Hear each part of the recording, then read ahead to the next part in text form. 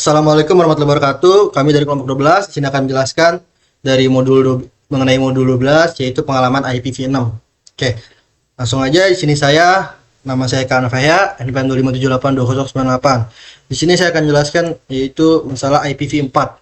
Oke, kita langsung masuk ke IPv4. Nah, biasanya kan eh, jadi pada awal perkembangan internet itu jumlah jumlah alamat IP itu sangat besar ya, dianggap sangat besar dan diperkirakan itu cukup untuk memenuhi kebutuhan jaringan di seluruh dunia. Nah, namun seiringnya perkembangan teknologi, jumlah perangkat yang terhubung ke internet itu meningkat sangat pesat.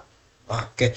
Jadi saat ini tuh hampir setiap orang itu memiliki lebih dari satu perangkat, satu device yang terhubung ke internet seperti komputer, smartphone, tablet, smart TV, hingga perangkat Internet of Things atau IoT.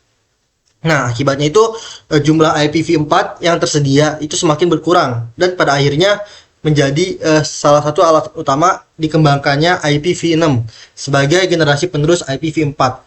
Oke. Lanjut di sini kebutuhan IP, untuk IPv6.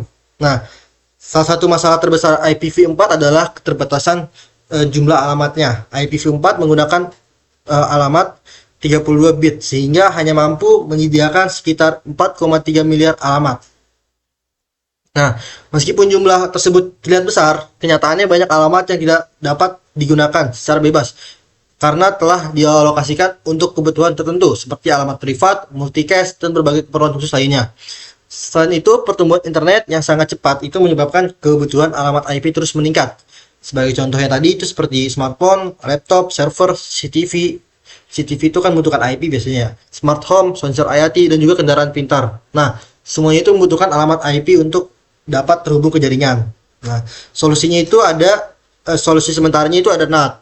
NAT itu untuk mengatasi keterbatasan alamat IPv4 digunakan teknologi disebut NAT itu Network Address Transmission. NAT itu memungkinkan banyak perangkat dalam jaringan lokal menggunakan satu alamat IP publik yang sama. Contohnya, misalnya 10 komputer, routernya itu NAT, IP publik. Nah, itu jadi internet ya. Dengan NAT itu pengguna alamat IPv4 menjadi lebih efisien. Namun NAT itu hanya solusi sementara dan bukan solusi permanen karena menambah kompleksitas jaringan serta mengurangi konsep komunikasi end-to-end yang menjadi dasar internet. Oke. Hmm, kita lanjut. Nah,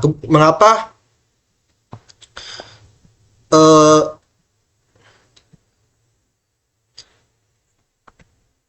mengapa membutuhkan IPv6 ya? IPv6 itu kan dikembangkan untuk mengatasi keterbatasan IPv4. Nah, IPv6 itu menggunakan alamat sepanjang 128 bit.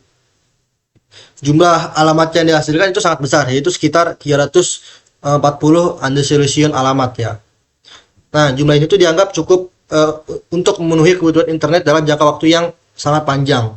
Nah, keunggulannya selain menyediakan lebih banyak alamat, IPv6 juga itu menawarkan berbagai peningkatan dibandingkan IPv6. Beberapa keunggulannya antara lain seperti ruang alamat lebih besar, setiap perangkat dapat memiliki IP unik tanpa harus bergantung pada NAT. Nah, lanjut ke konsistensi IPv6 dan juga IPv4. Oke, meskipun IPv6 telah dikembangkan sebagai penerus IPv4, kenyataannya IPv4 itu masih digunakan secara luas hingga saat ini. Karena itu proses migrasi dari IPv4 ke IPv6 itu tidak dapat dilakukan secara langsung dalam waktu singkat. Selama masa transisi, kedua protokol ini harus dapat berjalan secara bersamaan. Nah, kondisi itu disebut koeksistensi IPv4 dan IPv6. Oke.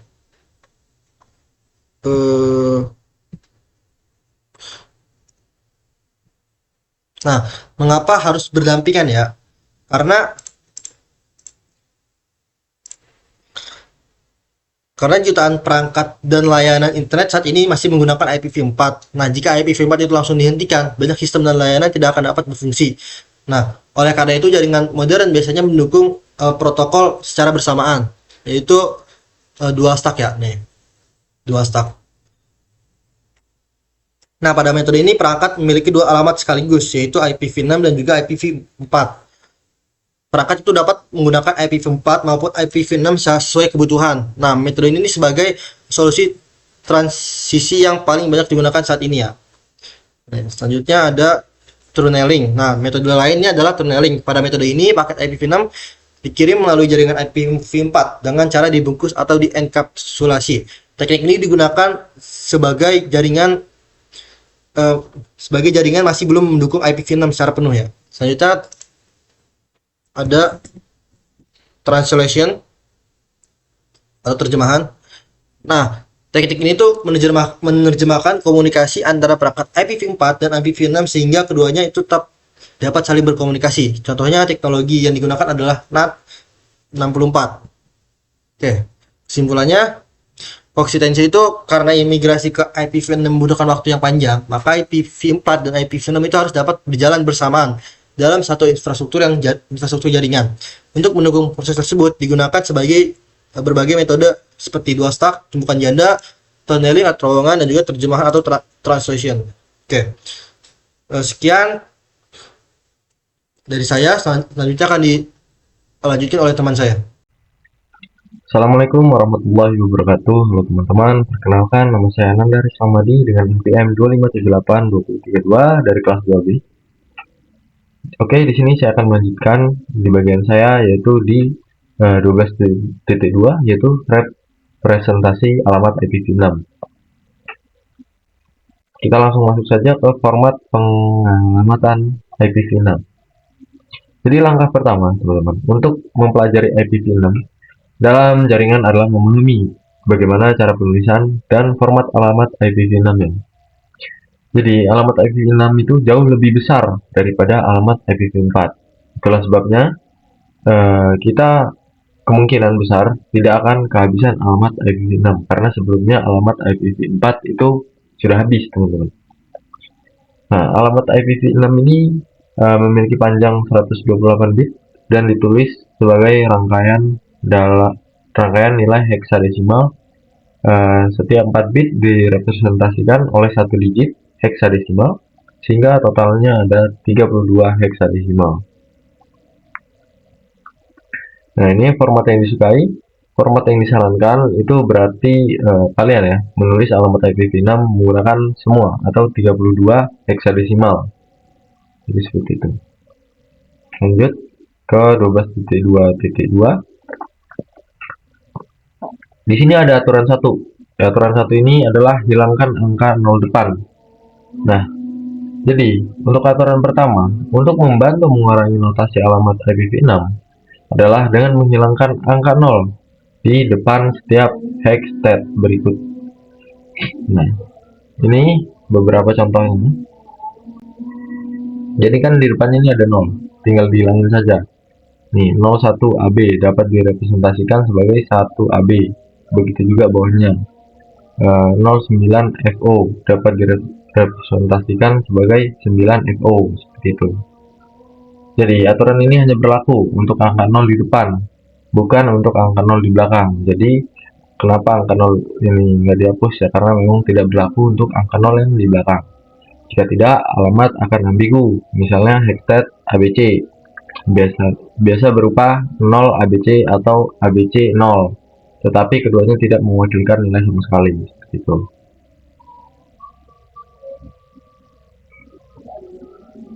Kita lanjut di 12.2.3 yaitu aturan 2. Di sini ada titik 2 ganda. Nih, titik 2 ganda.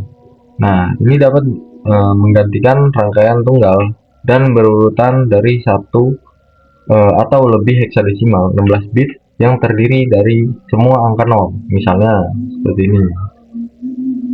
Jadi angka 0 di depan dihilangkan dapat direpresentasikan menjadi seperti ini, teman-teman.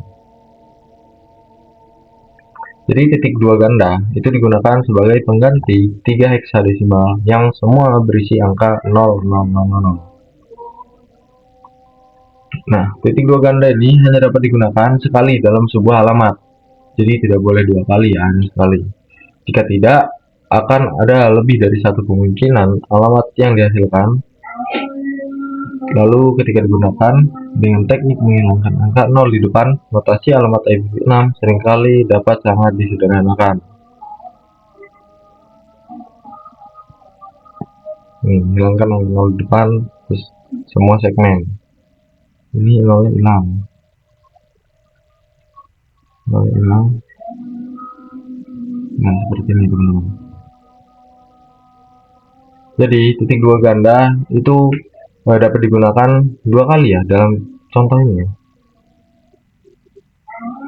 Dan ini beberapa kemungkinan perluasan dari alamat format terkompresi yang salah ini. Seperti ini. Jadi jika satu alamat memiliki lebih dari satu rangkaian heksadesimal yang berurutan berisi angka 0 semua, praktik terbaik adalah menggunakan titik dua ganda pada rangkaian terpanjang. Jika rangkaiannya sama, rangkaian pertama harus menggunakan titik dua ganda. Oke, karena sudah habis. Sekian penjelasan dari saya tentang lanjutan saya. Bila ada salah kata saya mohon maaf. Saya akhiri, bila taufik walhidayah. Wassalamualaikum warahmatullahi wabarakatuh. Assalamualaikum warahmatullahi wabarakatuh. Perkenalkan, nama saya Kurnia Akbar dengan NPM 257822101. Di sini saya akan menjelaskan atau mempresentasikan modul 12.3 itu di mana itu jenis alamat IPv6. Itu di alamat jenis alamat IPv6. Ini saya akan melanjutkan materi dari 12.2 di rekan saya sebelumnya.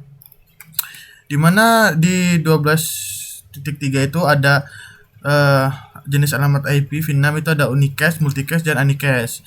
Nah, seperti hal IPv4 terdapat beberapa jenis alamat IPv6, bahkan ada 3 jenis kategori besar alamat IPv6 itu ada unicast. Unicast itu alamat IPv6 secara unik mengidentifikasi antar muka pada perangkat yang mendukung IPv6. Sedangkan multicast itu IPv6 digunakan untuk mengirimkan satu paket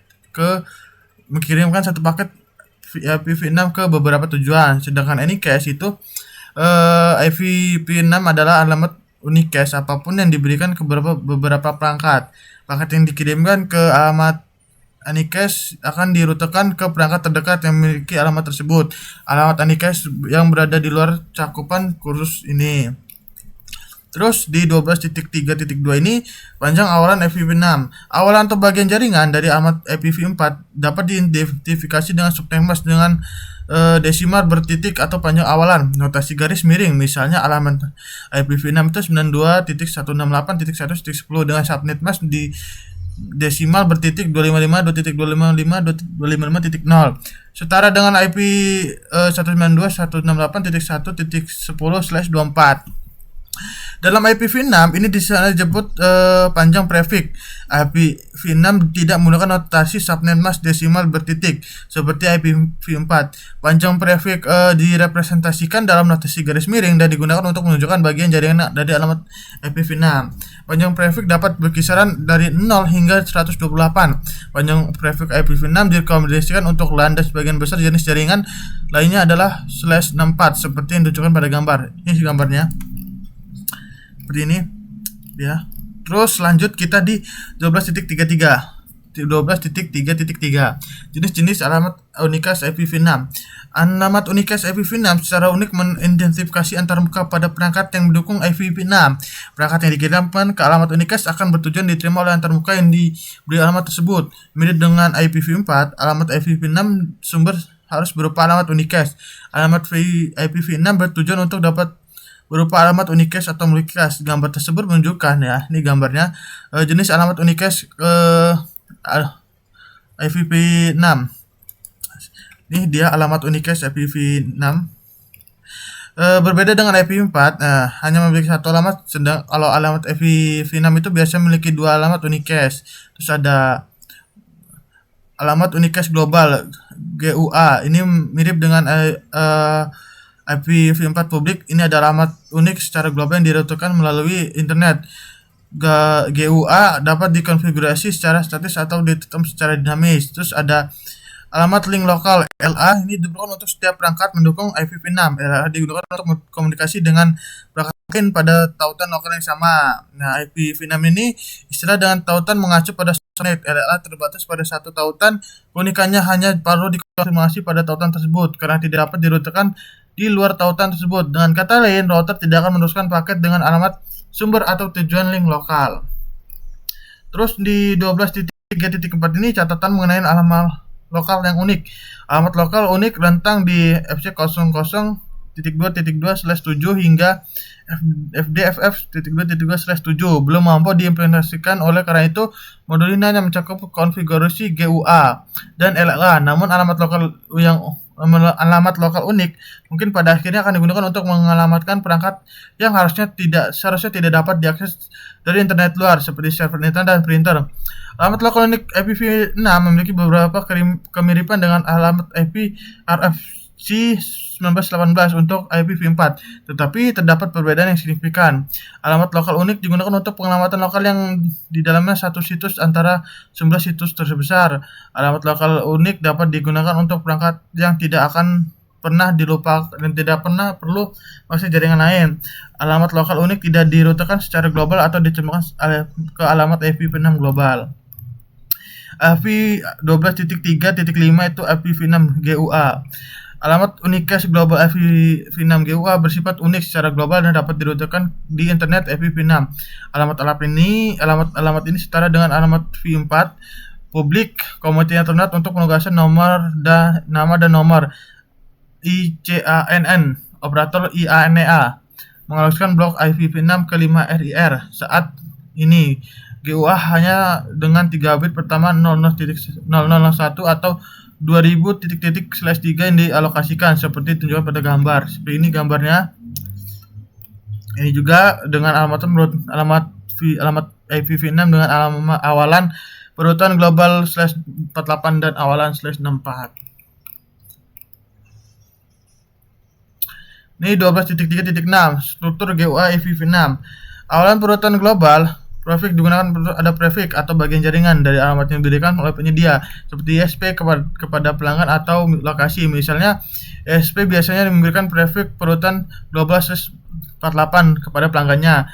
Prefix global biasanya bervariasi tergantung pijakan ISP ya, seperti itu.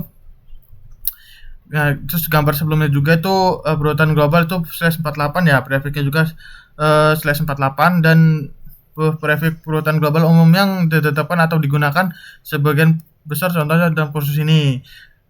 Seperti itu. Terus ID subnetnya itu ya, kolom ID subnet adalah area antara awalan perutan global dan ID yang terbuka, tidak seperti IPv4 di mana harus meminjamkan bit dari bagian host untuk membuat subnet. Sedangkan IPv6 ini dirancang untuk mempertimbangkan subnetting. ID subnet digunakan untuk organisasi mengidentifikasi subnet di dalam situsnya. Semakin besar ID subnet, semakin banyak subnet yang tersedia. Terus ada ID antarmuka ya. Di ID antarmuka v6 ini setara dengan bagian host dari alamat IPv4. Istilah ID antarmuka digunakan karena host dapat memiliki beberapa antarmuka, masing-masing memiliki satu atau lebih alamat IPv6. Gambar tersebut, nah gambar tadi itu menunjukkan contoh struktur GUA IPv6 disarankan agar dalam bagian besar kasus ya, subnet mask /64 digunakan yang menciptakan ID yang terbuka 64 bit, ID yang terbuka 64 bit mungkin 18 quintillion perangkat atau host per subnet, seperti itu. Terus LA IPv6.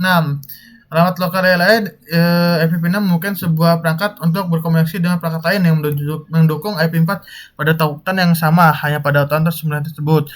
Paket LA sumber atau tujuan yang dapat dirutekan melalui tautan asal paket tersebut. GUA bukanlah satu persyaratan, namun setiap antarmuka jaringan yang mendukung IPv6 harus memiliki LLA. Jika LLA tidak dikonfigurasi secara manual pada antarmuka, perangkat akan secara otomatis membuat LLA-nya sendiri tanpa berkomunikasi dengan server DHCP. Host yang mendukung IPv6 membuat LLA IPv6, bahkan jika perangkat belum diberikan alamat IPv6 unicast global. Hal ini memungkinkan perangkat yang mendukung IPv6 untuk berkomunikasi dengan perangkat lain yang mendukung IPv6 pada subnet yang sama. Ini termasuk komunikasi dengan gateway default router. LLA IPv6 berada rentan di FE80.2.2/10 menunjukkan bahwa 10 bit pertama adalah 1111, 1110, 1110, 10, Nah, hektet pertama memiliki rentang FE80 hingga 1111 FEBF. Nah, seperti ini gambarnya yang menunjukkan komunikasi lokal IPv6. Terus ini juga gambar selanjutnya. Nah, oke, cukup sekian penjelasan dari saya di 12.3 jenis alamat IPv6. Mohon maaf jika ada kurang dan kata yang tidak dimengerti, mohon maaf. Sekian dari saya. Assalamualaikum warahmatullahi wabarakatuh. Selanjutnya akan dijelaskan oleh rekan saya. Assalamualaikum warahmatullahi wabarakatuh. Perkenalkan, nama saya Salim Syarif Tempul dengan NPM 2578253 dari kelas 2B. Oke, baik, sini saya akan melanjutkan penjelasan dari teman saya, yaitu saya bagian 12.4, yaitu tentang konfigurasi statis gua dan LLA. Langsung saja masuk ke 12.4.1, yaitu tentang konfigurasi gua statis pada router. Seperti yang telah kita pelajari pada topik sebelumnya, gua IP versi 6 sama dengan alamat IP versi 4 public.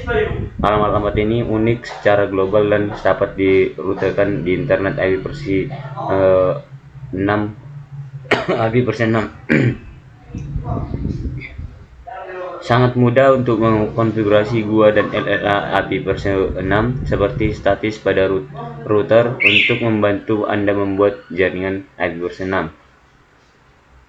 Sebagai besar perintah konfigurasi dan verifikasi IP versi 6 di Cisco iOS mirip dengan perintah IP versi 4. Dalam banyak kasus, satu-satunya perbedaan adalah penggunaan IP versi 6 sebagai pengganti IP dalam perintah tersebut. Di sini ada contoh topologi ya yang dibuat, yaitu PC1, PC2, switch dan router saling menyambung gitu.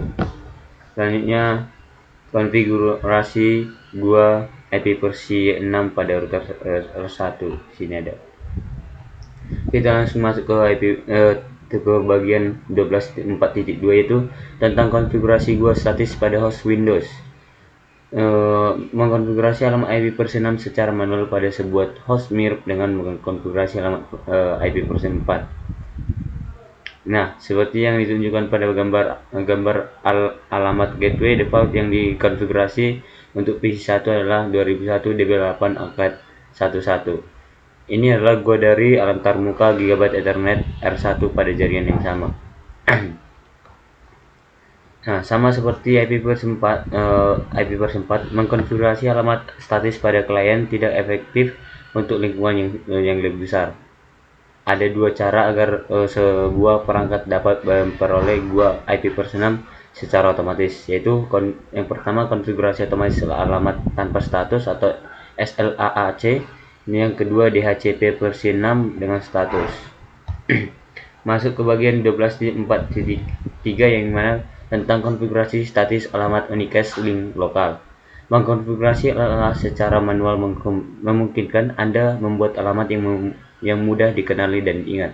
Biasanya hanya perlu membuat LLA yang mudah dikenali pada router.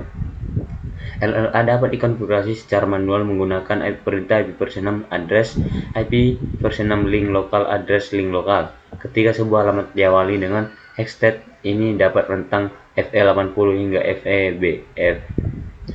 Parameter link lokal harus mengikuti alamat tersebut. Sini ada contoh topologinya juga ya. Nah. LLA yang dikonfigurasi secara statis digunakan agar lebih mudah dikenali sebagai memiliki router 1. Lanjut kepada 12.4.4, yaitu tentang pemeriksaan sintaksis konfigurasi statis gua dan LLA.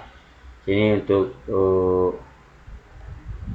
topologinya nggak usah kita bahas, langsung saja. Untuk selanjutnya di sini bagian 12.4.5 yaitu pakai tracer. Mungkin penjelasan 12.4 cuma sampai sekian, dan bakalan dilanjutkan oleh teman saya selanjutnya.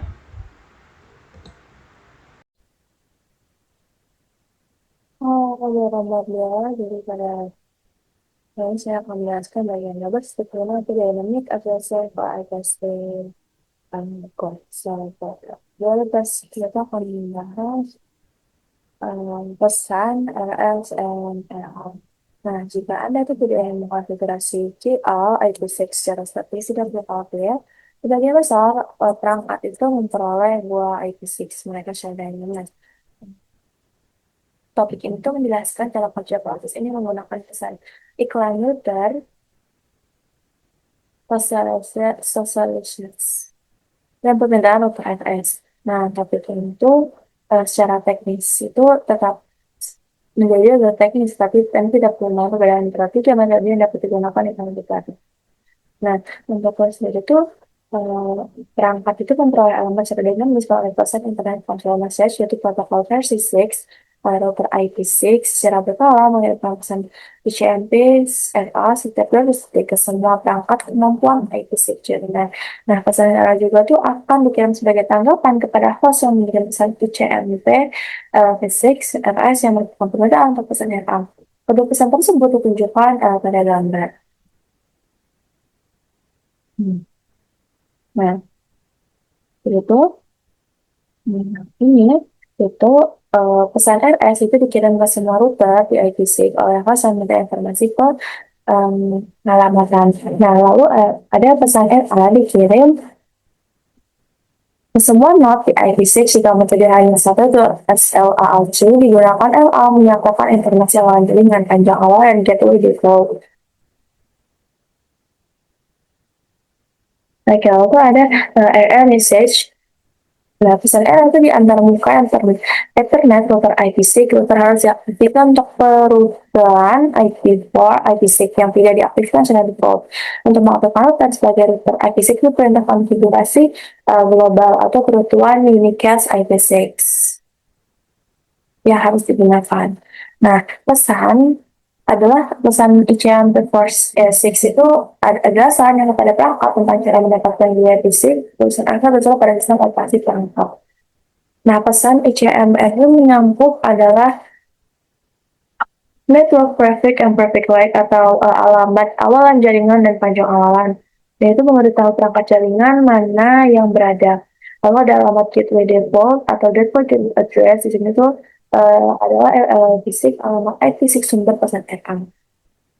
Lalu itu ada DNS address and domain name atau alamat DNS dan nama domainnya.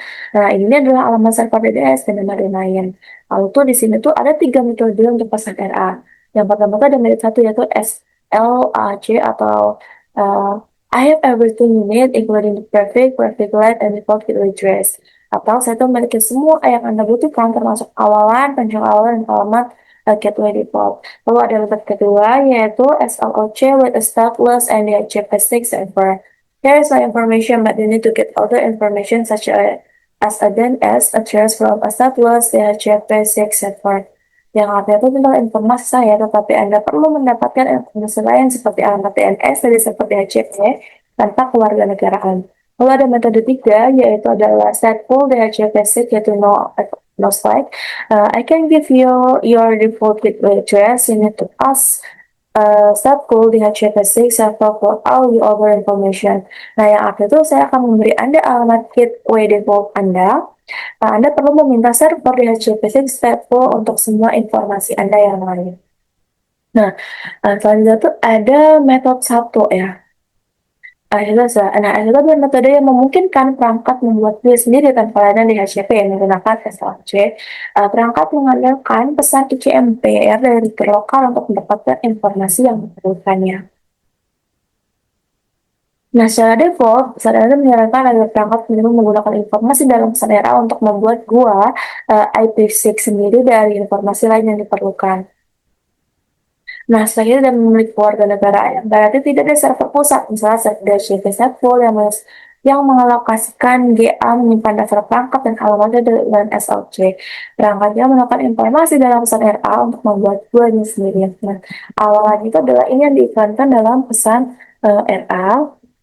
Lalu ada ID antarmuka, interface ID. Ini menggunakan proses EU 64 untuk menghasilkan nomor 64 bit acak tergantung pada sistem operasinya. Nah, IP1 ini, router itu mengirim pesan ke RA. Nggak kelihatan ya? Dengan awalan untuk lautan lokal, lalu di PC menggunakan SLC untuk mendapatkan awalan dari pesan RA dan membuat ID antar mukanya sendiri. Lalu di sini ada metode 2 ya, yaitu SLAAC NDHCP tanpa keluarga negaraan. Nah, antar muka itu dapat dikonfigurasi untuk mengirim iklan router menggunakan SLC NDHCP tanpa keluarga negaraan. Nah, seperti yang ditunjukkan pada gambar, dengan metode ini, pesan RA itu menyarankan perangkat menggunakan report. PSLC untuk membuat IP4 sendiri, lalu ada router yang membuat alamat IP6 sumber RA sebagai alamat gateway default, lalu ada server DHCP tanpa status untuk mendapatkan informasi lain seperti alamat server DNS dan nama domainnya. Nah, di sini PC1 itu mengirim ke RS ke semua router IP4 yang pesannya itu saya membutuhkan informasi pengalamatan gitu. Lalu di 2 router itu mengirim pesan ke RA ke semua node IP6 dengan metode 2 yaitu SLAAC and DHCP. Dan ditentukan berikut adalah prefix panjang awalan dan informasi gateway default Anda, tapi Anda perlu mendapatkan informasi DNS server dan DHCP SIP-nya. Nah, lalu PC itu mengirim pesan DHCP ke source lead semua file DHCP. Saya menggunakan Slack untuk membuat alamat IP6 dan mendapatkan alamat gateway default saya. Tapi saya memerlukan informasi lain dari server DHCP tanpa keluarga negara. Di sini ada metode 3 yaitu stateful DHCP. Nah, DHCP ini mirip, stateful itu mirip dengan DHCP untuk IP4. Perangkat dapat secara otomatis menerima informasi pengalaman termasuk panjang awalan dan alamat servernya dan server DHCP stateful. Penunjukan pada gambar dengan metode ini pesannya itu menyarankan perangkat menggunakan yang berikut yaitu router yang merupakan alamat IP6 sumber RA untuk alamat gateway default dan server DHCP stateful untuk mendapatkan dan alamat server DNS teman domain dan informasi lain yang diperlukan. Nah, as you can see in the picture. Nah, jadi itu yang pertama, PC itu mengirim ke pesan RS itu ke semua router. Biasanya membutuhkan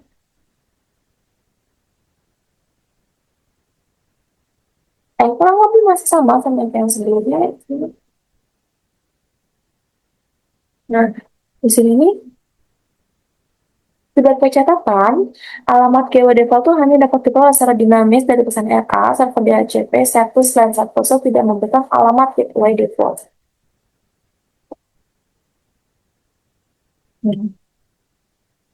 Nah.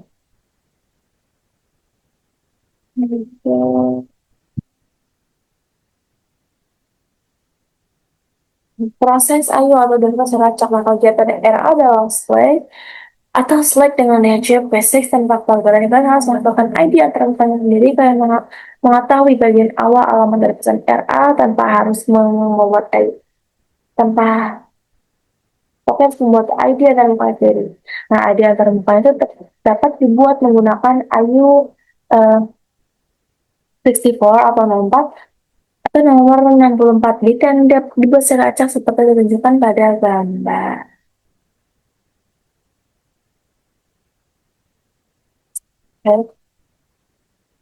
Lalu ada proses IO. Ini kamu sedikit aku input.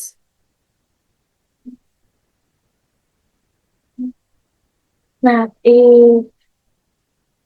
ini mendefinisikan action unit defender atau IO atau proses 6 IO 64 dan dimodifikasi. Proses ini menggunakan alamat MAC Ethernet 48 bit client yang menyisipkan 16 bit lagi di tengah MAC 48 bit untuk membuat ID antar muka 64 bitnya. Nah, Ethernet MAC ini biasanya diwakili dalam hexadesimal yang terdapat dari 2 bagian, yaitu adalah Organization Unique Identifier atau OUI dan Device Identifier. Nah, ID antar muka di IO64 itu diwakili dalam biner yang terdiri dari 3 bagian, yaitu ada 24 bit IOWI 24 bit dari alamat MAC ke klien, tetapi bit ke-7 bit universal lokal itu dibalik. Ya, berarti bahwa jika bit ke-7 adalah 0, itu menjadi 1 dan sebaliknya. Nilai 16 bit dimasukkan ke FFA atau MAC dalam hexadecimal mengidentifikasi perangkat 24 bit dari alamat MAC klien.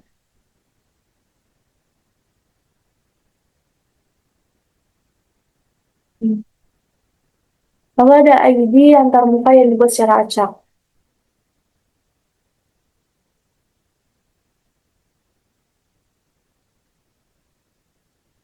Nah, berbeda baris saja. Perangkat dapat menggunakan ID antarmuka yang dibuat secara acak alih-alih menggunakan alamat MAC dalam proses IUS64. Juga dengan Windows Vista. Windows ini menggunakan ID antarmuka yang dibuat secara acak, bukan yang dibuat dengan ID64. Windows XP itu sistem operasi Windows yang sebelumnya menggunakan ID64. Nah, ini tuh. Lalu ada notice sedikit itu untuk memastikan penggunaan alamat unique IPsec apapun, kalian dapat menggunakan proses yang dikenal sebagai deteksi alamat duplikat atau singkatnya itu DEL. Ini mirip dengan permintaan ARP untuk alamat sendiri. Jika tidak ada balasan, maka alamat itu akan jadi unik. Oke. Untuk penjelasan di modul 12 bagian 16 sudah cukup dan akan dilanjutkan oleh rekan saya. Assalamualaikum warahmatullahi wabarakatuh. Perkenalkan, nama saya Sekar Mulia dengan NPM 2578212 dari kelas TRI 2D. Nah, pada video ini saya akan melanjutkan materi 12.6 Dynamic Addressing for IPv6 LLAS.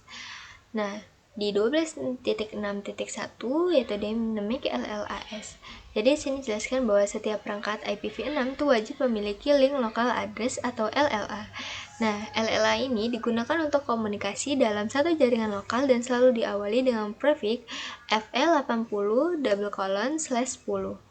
Nah, alamat LLA ini dapat dibuat otomatis menggunakan metode EUI 64 atau angka acak 64 bit. Lalu pada 12.6.2 yaitu Dynamic LLA on Windows.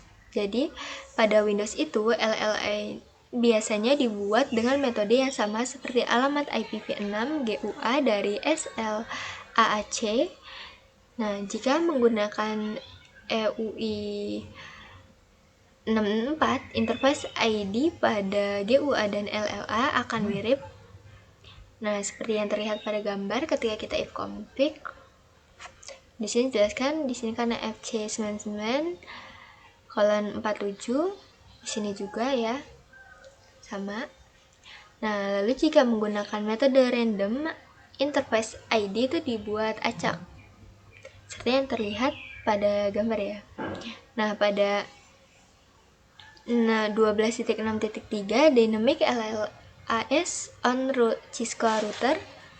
Nah, jadi di sini jelaskan bahwa Cisco router itu router Cisco ya akan membuat LLA secara otomatis saat interface-nya diberi alamat GUA. Nah, secara default, Cisco menggunakan metode EUI 64. Pada interface serial yang tidak memiliki MAC address, routernya dapat memakai MAC address dari interface Ethernet. Nah, karena alamat LLA itu otomatis biasanya panjang, router sering dikonfigurasi dengan LLA statis agar lebih mudah diingat. Nah, contohnya yaitu pada gambar ini ya. Nah, pada 12.6.4 yaitu Verify IPv6 Address Configuration. Jadi, di sini terlihat ya bahwa si konfigurasi IPv6 itu perlu diverifikasi untuk memastikan nih alamat sudah benar dan interface aktif. Jadi sini tuh ada perintah show IPv6 interface brief. Nah, ini tuh digunakan untuk melihat status interface dan alamat IPv6. Nah, status up/up berarti interface aktif. Jadi setiap interface tuh biasanya memiliki dua alamat, yaitu LLA yang diawali FL80 dan GUA untuk komunikasi antar jaringan. Lalu ada juga So IPv6 root ya. Nah, si So IPv6 root itu dia digunakan untuk melihat nih tabel routing IPv6. Nah, seperti yang ada di gambar ini ya.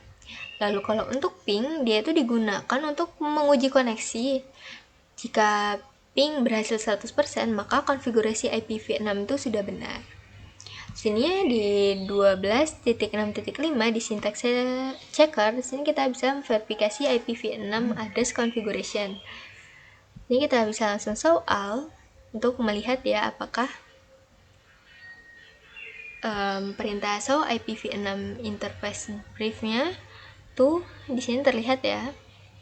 Lalu untuk show IPv6 rootnya juga terlihat untuk melihat tabel routing IPv6, lalu pingnya itu sukses ya, berhasil. Oke, untuk topologi ini mungkin segitu saja penjelasan tentang 12.6 dari saya. Selanjutnya akan dijelaskan oleh teman saya.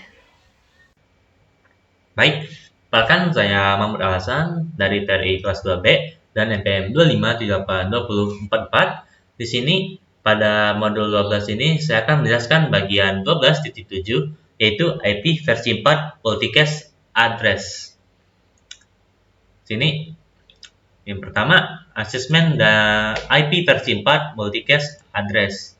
Di dalam jaringan, alamat IP versi 6 dikategorikan menjadi 3 kelompok besar, yaitu unicast, anycast, dan juga multicast.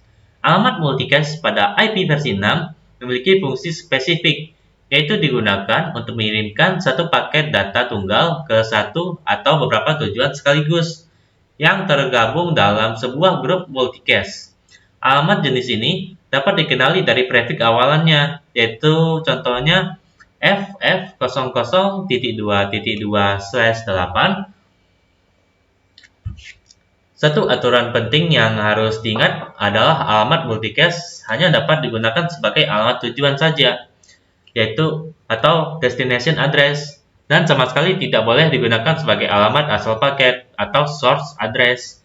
Secara umum, terdapat dua tipe alamat multicast pada IP versi 6, yaitu well-known multicast address dan solid known multicast address. Selanjutnya, well-known IP versi 6 multicast address.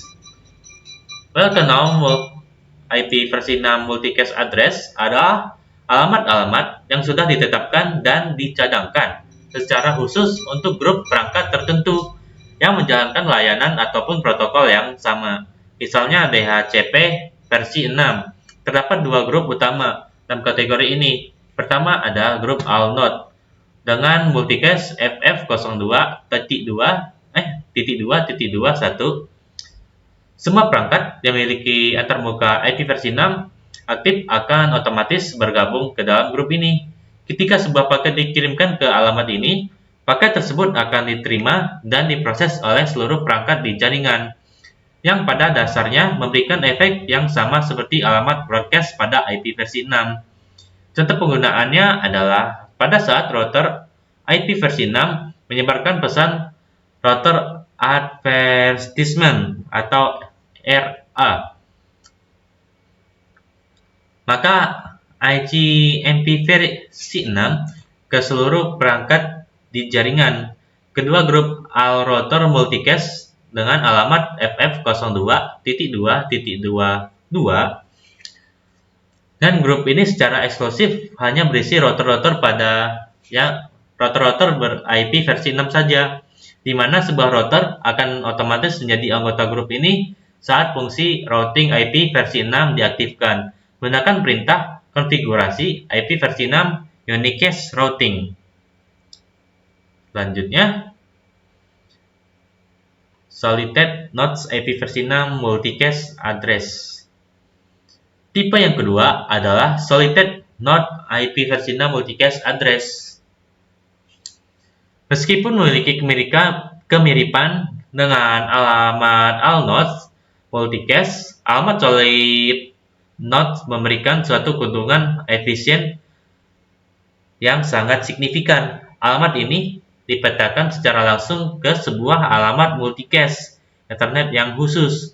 Pemetaan ini memungkinkan kartu jaringan fisik atau disebut dengan Ethernet IIC seperti port LAN dan juga Wi-Fi pada setiap perangkat untuk memfilter frame yang masuk hanya dengan memeriksa alamat MAC atau MAC tujuan di tingkat perangkat keras saja. Berkat proses penyaringan awal ini, perangkat dapat langsung membuang paket yang tidak relevan tanpa perlu membebani CPU dengan mengirimkan paket tersebut ke proses IP versi 6 di dalam sistem operasi untuk diperiksa lebih lanjut. Baik, mungkin cukup sampai sini saja. Ucapkan terima kasih. Assalamualaikum warahmatullahi wabarakatuh. Perkenalkan, saya Rasya Agustina dengan NPM 257821008. Di video kali ini saya akan menjelaskan modul 12 pada 12.8 tentang subnet jaringan IPv6. Pada 12.8.1 yaitu subnet menggunakan ID subnet. Nah, di sini itu tuh intinya itu menjelaskan berbeda dengan IPv4 yang mengharuskan kita itu meminjam bit dari posisi host. Nah, IPv6 ini memang didesain agar mudah di subnet seperti itu. Nah, untuk struktur IPv6 ini GUA Global Unicast Address ini memiliki kolom khusus, yaitu subnet ID yang terletak di antara global routing traffic 48 bit dan enterprise ID 64 bit. Nah, kelebihannya kita itu nggak perlu melakukan konversi biner yang rumit untuk menambah subnet. Nah, kita ini cukup menaikkan nilai hexadesimal pada kolom subnet ID-nya saja, seperti itu. Dan untuk 12.8.2 ada yaitu contoh subnetting IPv6. Nah, contohnya itu jika kita punya prefix 200.201 DB8 ACAD/48. Nah, kita itu bisa membuat hingga 65.536 subnet dengan menggunakan 16 bit subnet ID. Nah, cara kerjanya itu global routing prefix tetap sama untuk semua subnet. Nah, yang berubah itu hanyalah segmen hexadesimal keempat kolom subnet ID. Contohnya subnet 0 201 DB8 ACAD 0000/64, subnet 1 201 DB8 ACAD 0001/64, dan seterusnya hingga FFFF seperti ini contohnya. Nah, ada pada gambar. Oke, yang selanjutnya 12.8.3 yaitu alokasi subnet IPv6. Nah, di sini karena jumlah subnet yang tersedia sangat banyak, lebih dari 65.000, kita tidak perlu khawatir soal pemborosan alamat. Nah, penerapannya dalam sebuah topologi, kita itu bisa mengalokasikan subnet yang berbeda untuk setiap LAN dan setiap serial link antar router. Meskipun hanya butuh sedikit alamat, setiap subnet tetap menggunakan panjang prefix /64. Nah, ini tuh sangat memudahkan manajemen jaringan dibandingkan IPv4 seperti itu.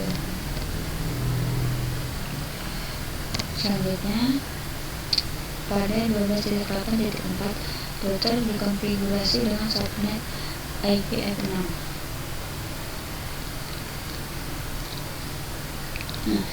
Nah, implementasi konfigurasi di sisi router sangat mirip dengan IPv4.